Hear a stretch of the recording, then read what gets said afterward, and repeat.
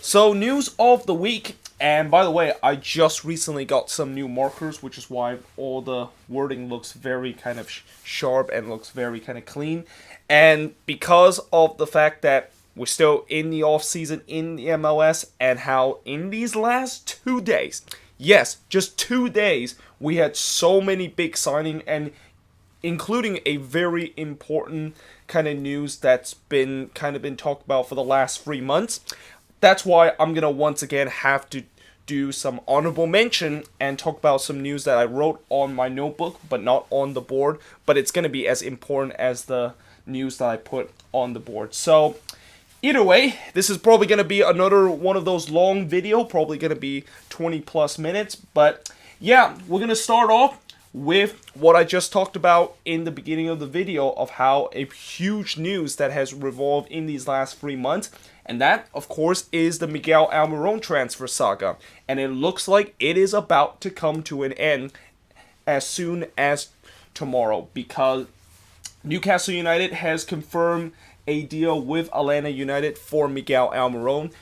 They said that they're expecting roughly about $27 million to $30 million in terms of that transfer fee, which would be a record transfer fee that Newcastle is paying. And they also said today that he has now gone to England and has now gone to Newcastle for a medicals. So when that usually happens, that means the player is going to be announced in a matter of hours, or in this case, probably tomorrow when the Premier League transfer deadline day is going to be happening. But yeah, certainly for Atlanta United, this is definitely good news. And, finally they got this deal done. This has been something that they've been wanting to do for so long now in the off season. And it looked like a couple of days might have not happened, consider of the fact that Newcastle looked like they were going to wait until the summer transfer window. That is not going to be the case. It looks like they are going to officially sign him tomorrow, and basically I think MLS is going to announce it, Newcastle is going to announce it, and I'm pretty sure on the Reddit page people will basically say that finally the deal is done. But meanwhile, another team today made some big headlines is New England. I mean, you wouldn't usually say big headlines and New England in the same sentence, but that's what they did today as they decided to sign Spanish attacker Carlos Gil. And this is a very well-known player from his day in the Premier League and also in La Liga. And by the way, they signed him from Deportivo La Coruña, but I know him from the days when he was playing with Aston Villa, and that he was considered one of the most talented players that Aston Villa has ever had, and certainly one of the most promising attacker in Spain at time. But obviously things did not quite work out for him, and now it looked like he is going to come to MLS to try to revitalize his career. Now, one thing I am a little bit concerned about this signing, as I just mentioned, of how things have not gone very well. Yeah, it hasn't gone very well. Somebody said that he have actually only scored one goal in 54 appearances or 64 appearances, something around that line. And when you're an attacker and you only score one goal in that much of an appearance, yeah, that is definitely not very promising. And keep in mind, New England is signing him as a DP, and I'm guessing maybe this is just a replacement for Diego Fagundes, who, as I mentioned before, looks like he's on his way out. But to sign a DP and sign a replacement for Diego Fagundes, that they think Carlos Gil is going to be the guy, and the fact that he only have scored one goal in so many appearances, yeah, that is a little bit concerning, and it's kind of feel like one of those moves that New England is trying to get some big kind of well-known name in Europe, but they're not really in the best form coming in to their club when the trade is actually happening. So yeah, we shall see if Carlos Gil will do well in MLS, and certainly I know a lot of Revs fans are very about this, but I do have to warn you the fact that he's not really in the best form of his life, and he's not as good as he was when he was with Aston Villa.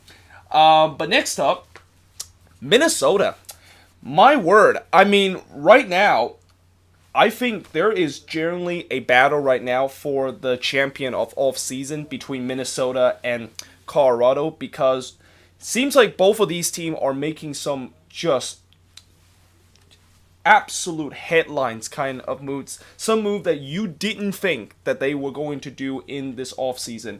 And in this case, they decided to sign Iko Opara from Sporting KC, and they paid Sporting KC 900,000 general allocation money, and it could potentially get to 1 million if Minnesota does make the playoffs heading into this new season. But yeah, 900,000 GAM. That is the most expensive kind of trade via TAM we have ever seen a defender in MLS. And I know that there was an article talk about how did Minnesota really kind of overpay this guy. Yeah, no, they didn't overpay this guy. This guy was the MLS Defender of the Year last year. And the fact that, we knew that Iko Opara was potentially on his way out. There's been a lot of rumors this offseason that he was on his way out, and maybe the Galaxy was going to be that team that decided to get him. But if you asked me that Minnesota was going to be that team to get Iko Opara and win the Iko Opara sweepstake, I would just laugh at you a couple of weeks ago. But here we are today, or just a couple of days ago. That is exactly what happened. And for Minnesota, my word, this team they are really threatening to be a team that could be not only make the playoffs, but maybe could potentially be one of the best team in the Western Conference. I mean, when you look at this team and you look at the players that they got this offseason, and it really has just completely fixed this team. Like, we know that coming into this offseason, their defense was a big issue, and that is something that they need to address. But my word, they addressed it in a huge fashion. I mean, they got some big time name player like Ozzy Alonso and now Iko Opara, and they also signed Jan Gregorius back a couple of months ago. It's really looking like Minnesota could really be one of those teams that you got to pay attention to, and that when you face them, you got to make sure that you are actually up for the task, because they are, I have a feeling that they're going to be no longer a laughingstock heading into the league, and I have a feeling this team can actually make the playoffs. I mean, that's just how big of an offseason that Minnesota has done. And I think maybe at the end of the day, at the end of the offseason, when I do kind of grade each team's offseason, I think I have to give Minnesota an A++ and a plus for what they did doing this offseason with all these big signings, and all these big signings that fixed the biggest problem and the reason why they have been considered a laughingstock in the league for the last 2 seasons. But Minnesota is not the only one that is started to get some big signings in. Vancouver, although this is not as big as the Iko Opara signing, it is still a pretty decent kind of signing. The Whitecaps, of course, acquire South Korean international Hwan In-byun on a young DP contract.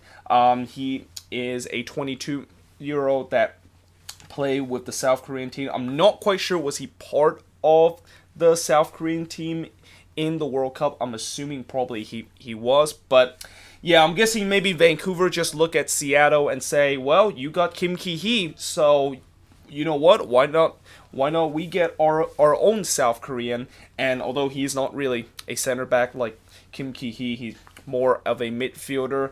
This is definitely a very decent kind of signing for Vancouver. He's a very talented South Korean, a player that definitely could be one of the best midfielder in MLS. And yeah, certainly the Whitecaps are definitely started to roll the train out of the station in terms of the signings that they are doing. And that's not the only Whitecaps news that just happened today.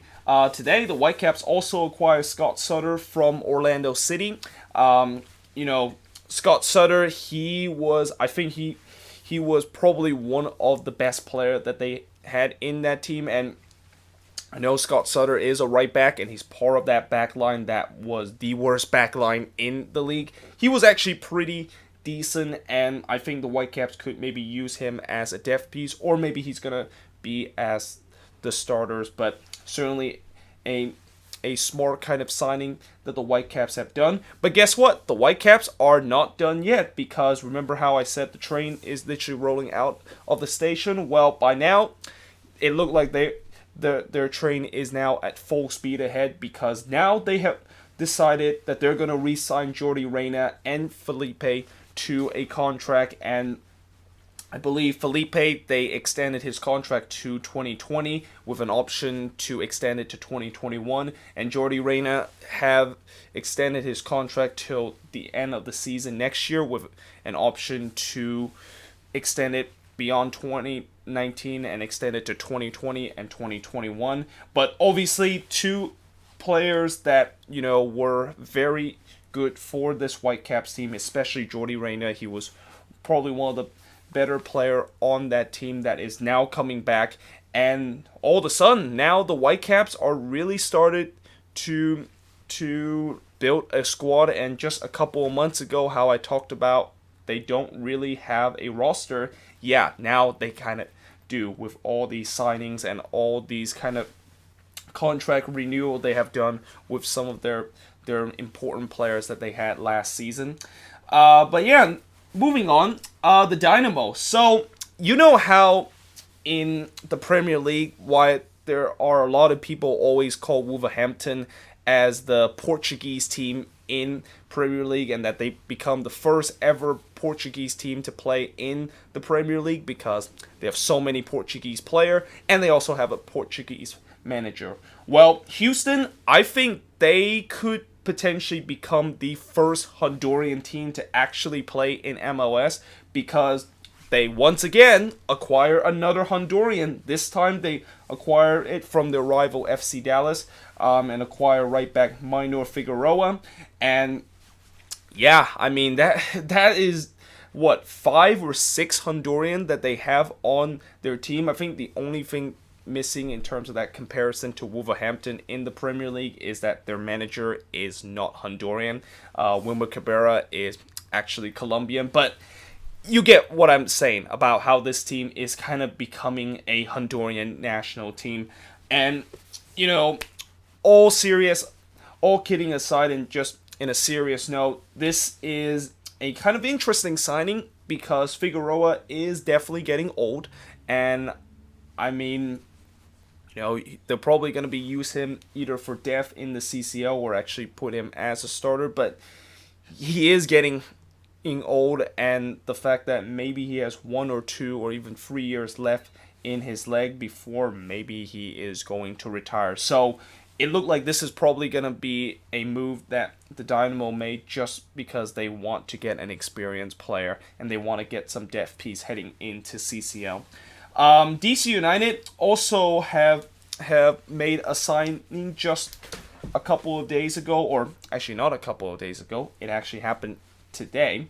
Just love the way I keep saying it just happened a couple of days ago. But they decided to sign Boca Junior right back Leandro Jara on a season-long loan, and it seemed like right now there has been kind of an absolute raid on Argentinian team, because there's just been so many players so far in this offseason that come to MLS that are either River Plate or Boca Junior player, and in this case it's a Boca Junior player, and certainly a very decent kind of Boca Junior player, and also kind of fix the biggest issue that DC United has last season. Well, at least one of the biggest issue that they have last season, which is the right back position. They don't really have a very solid right back last season, and now that they addressed that issue by bringing Joe Jara.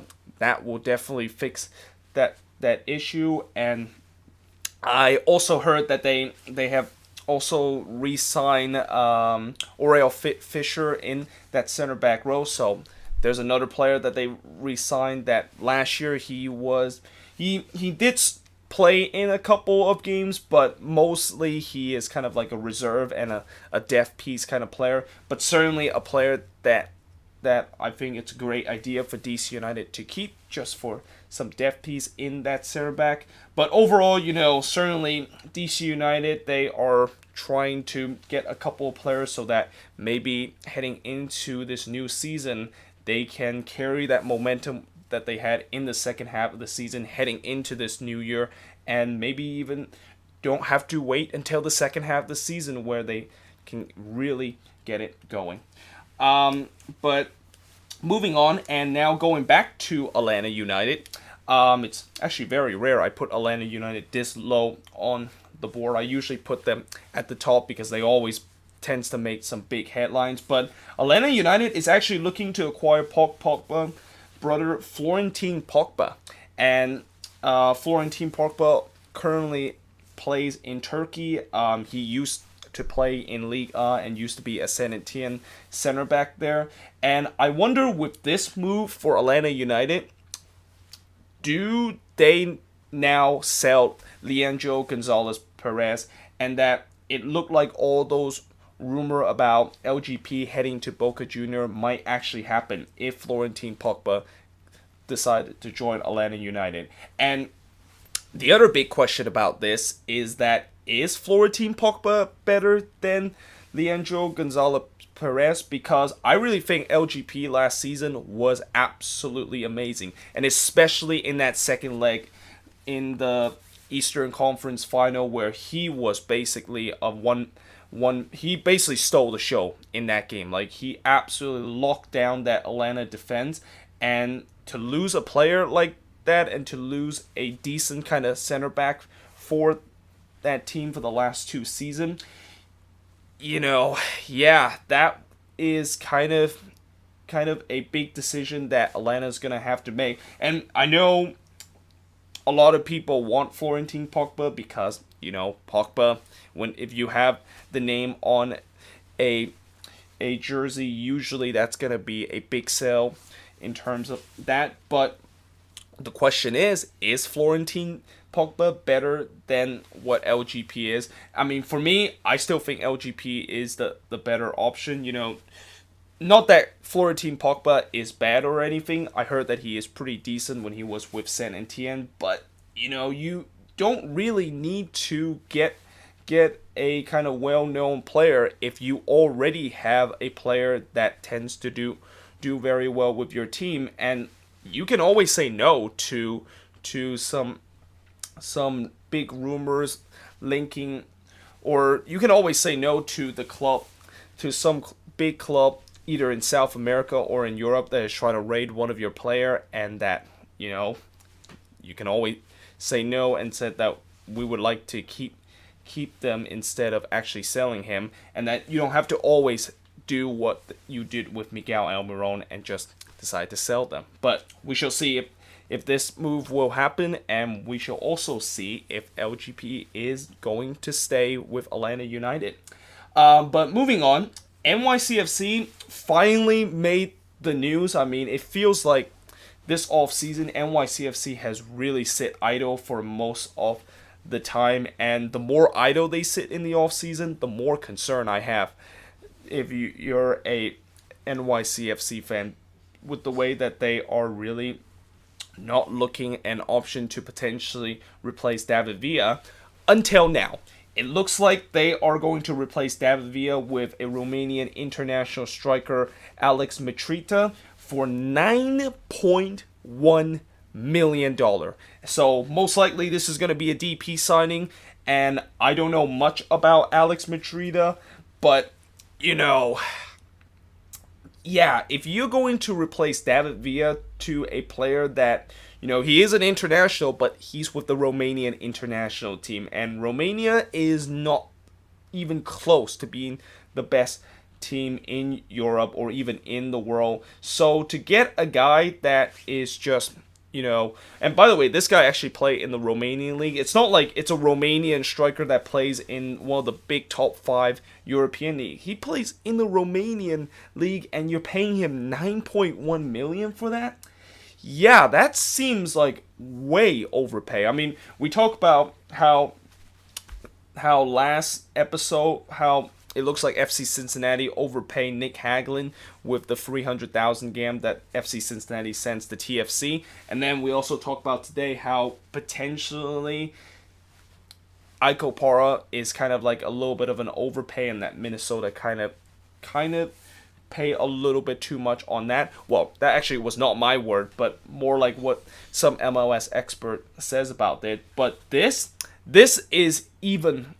just make the Hagelin and potentially the Apara deal, to look at it in a overpay sense, just look silly, because this is just ridiculous. 9.1 million for a Romanian striker that, he did good in. I heard he did good in the Romanian league, according to some people, but you don't know if he's gonna do well in MLS. And asking this guy to fill in David Villa's shoes is a huge responsibility. So, yeah, we'll see if this is gonna happen. I mean, if this actually happened, if this goes through, then this is a bad move for NYCFC, and I'm pretty sure the fans will know it too, because of how much the price tag is. But finally, on the board in terms of the news that I'm going to be talking about before I head into the honorable mention and the thing that didn't make the board, but it's as important as the news that is on the board. Mauricio Pochettino are actually said that he is looking forward to manage in MLS one day. And, obviously Pochettino is still with Tottenham right now, and there was heavy kind of rumor that he was going to Manchester United, although it looks like that's not going to happen, because right now the guy that is taking Manchester United, that is Ole Gunnar Solskjaer, is doing a hell of a job with that team, and it looks like Pochettino is going to stuck with Tottenham. And he did say that he wanted to manage MLS one day. We don't know if that is going to be true, and I really think that to have one of the best coach in the world to be saying that he wants to come to MLS and manage there one day just shows you how much growth that this league has gone. Because 10 years ago, you would not hear Pochettino or any other big name kind of coach in Europe say that they want to coach in MLS one day. That's just how much this league has grown. But yeah, either way, now we're going to get into the honorable mention and the things that didn't make it on the board, but it's equally important. So, LAFC have signed an El Salvadorian striker, Rodolfo Zelaya, I think that's how you pronounce it. But yeah, LAFC, they signed another striker. I don't know what is it with them, just love to sign striker, even though their team is literally stacked with strikers on that team. I mean, I know Marco Arena did left that team and he did win to Costa Rica instead, but still, you are still pretty stacked in terms of that striker position, and in terms of that attacking position too. You don't need to get another one, unless probably this is going to be a replacement for Marco Arena, and he's probably just going to be there to just sit on the bench and maybe occasionally made a cameo appearance with LAFC, but I don't expect him to be the main man and the main striker for LAFC.